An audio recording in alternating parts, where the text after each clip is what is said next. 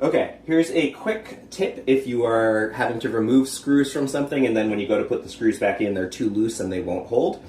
Grab yourself a toothpick, jam the toothpick in the hole, break off a little piece of the toothpick so it stays in the hole, and then insert your screws back in.